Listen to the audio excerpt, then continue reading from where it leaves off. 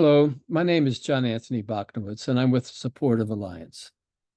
And I've been working with people involved in conflict since the early 1980s.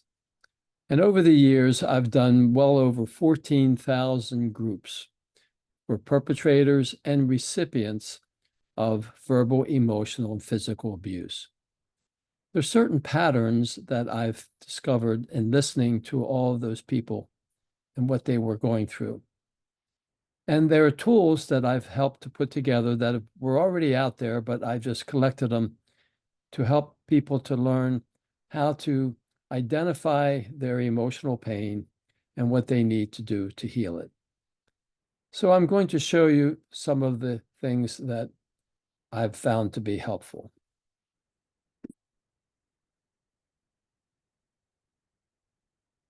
So what happens is people experience an incident or trauma that causes them pain and hurt.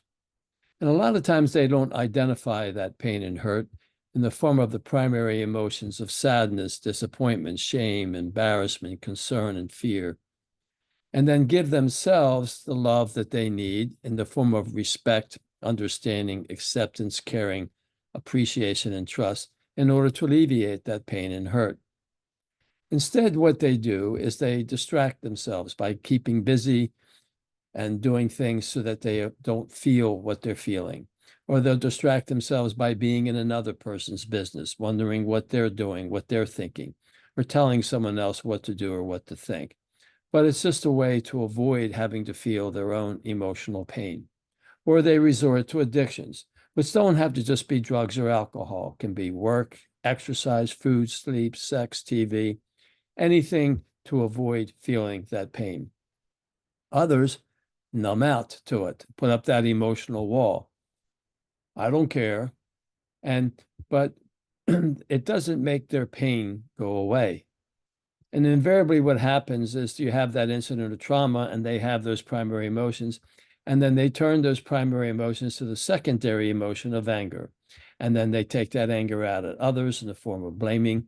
And it's a way of trying to have willpower over others, and they're being verbally, emotionally, or physically abusive to others. Or they take that pain and hurt and turn it to anger and direct it at themselves in the form of blaming.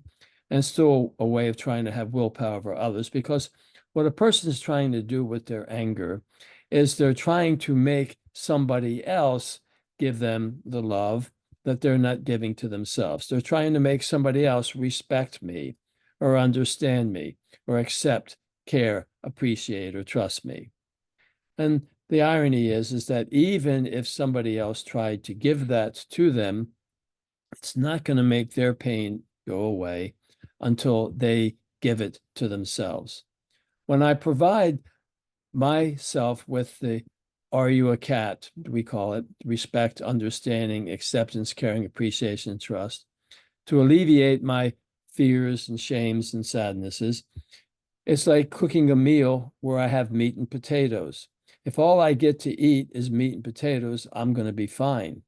When I try to get that love in the form of the "Are you a cat?" from somebody else, it's like getting gravy. And all other people can give me is gravy. And if I'm not doing the love of myself from me to me in the form of the "Are you a cat?" and cooking those meat and potatoes, then all I'm going to have is gravy. And I can have all the gravy in the world, and it's just not going to be nutritious enough to sustain me. So I help people to learn how to identify those primary emotions and then what they need to do to give themselves those 6 kinds of love to alleviate it. Then they don't have to do any of these things, which are things that we learn when we're a child as a way of trying to deal with our pain and hurt. But none of these things make our pain and hurt go away.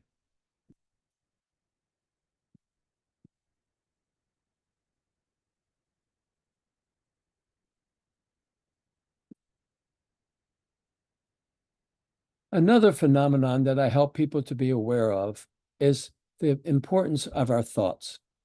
Thoughts are like seeds, and what I'm thinking is going to affect what I'm feeling, and then that's going to affect my attitude, and then that's going to affect my experience.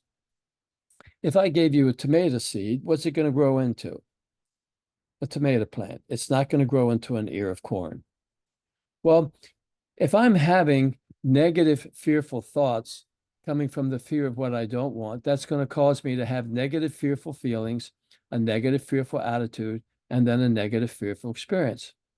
And a lot of times, what we don't realize is that we have an experience from the past, yesterday or however long ago, that is an unhealed wound that we haven't healed. And when we haven't healed that wound, we're going to be vulnerable to having negative fantasies about what might happen in the future and how something similar is going to happen again. And then we're coming from the fear of what I don't want. That causes negative, fearful thoughts, negative, fearful feelings, a negative, fearful attitude, and then a new negative, fearful experience that I'm blaming on whoever I had the past wound with. So we teach people how to heal those past wounds.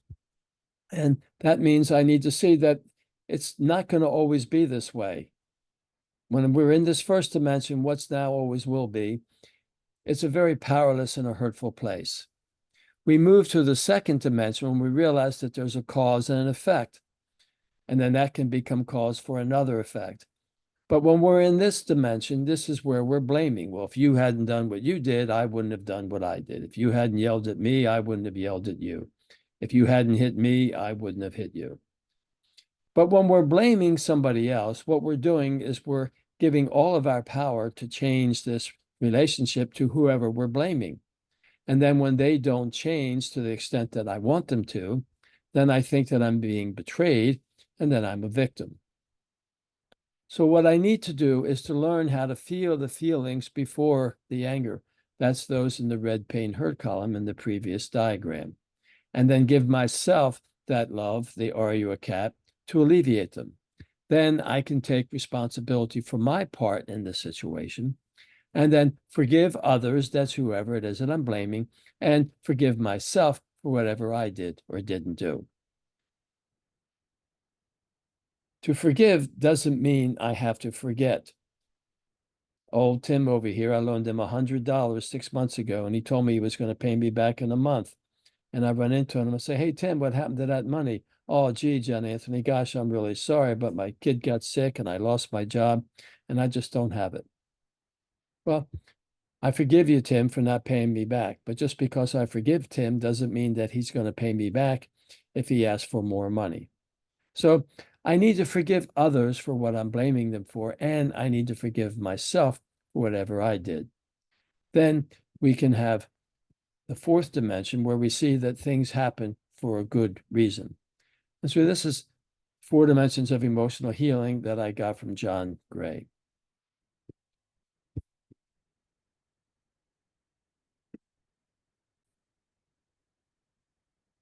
Another way of understanding what I do is a person has an incident and has an impact on them that's traumatizing. And when I react, it's an old way of being. And I react in anger. And the anger is the secondary emotion that we act out on others or ourselves, but it doesn't heal whatsoever. And then that anger has a re-traumatizing impact on us. And then we react to that with more anger. And then that anger re-traumatizes. And we just get caught up in that loop of reacting in anger and re-traumatizing. So what we need to do is to learn how to respond. Reaction is when we don't think, we just react. Respond is when we see that we have choices and we look at what those choices are. So one of those choices is to heal. And because this incident reminds me of a past, it's traumatizing, it reminds me of a past wound. See, then if I go through the 4 dimensions of emotional healing, then I've resolved that situation and it's healed. Another choice of a response that I have is to take a time out. And when I take the time out, I need to look at what happened, not my interpretation of what happened. Another choice is to look at what am I feeling, looking for the primary emotions, those that were in the red pain hurt column of the other diagram, because they're an indicator of unconscious or subconscious thoughts that we are having or have had. But what I've learned is that if I'm angry, one of the primary emotions I'm definitely feeling is fear. And it's not necessarily fear of physical safety. It's the fear of losing something that I have, or the fear of not getting something I desire. And that fear reminds us of past unhealed wounds that need to be healed. And what I need to do then is to alleviate that fear by giving myself love. Love in the form of respect, understanding, acceptance, caring, appreciation, and trust. When I give these 6 kinds of love to myself, then I give it to others. I'm controlling myself and I'm being independent. When I seek these 6 kinds of love from others, then I'm controlling others and I'm being dependent. Now, an analogy to understand the relationship between fear and love is something that I got from a book called A Course in Miracles. And what they say is that all fear is an area in my life where what is absent is love. So fear is like a dark room. If you have a dark room, you've turned off the lights, you've sealed the windows, the dark room doesn't exist per se. It's just a room that is absent of light. And if you light a candle in that dark room, then the darkness goes away. It dispels it. Well, all fear is an area in my life where what is absent is love. And the love that is missing is love from me to me. And when I give myself that love in the form of the Are You a Cat, it's in essence like lighting my love light. And then that love light makes the darkness of my fear go away.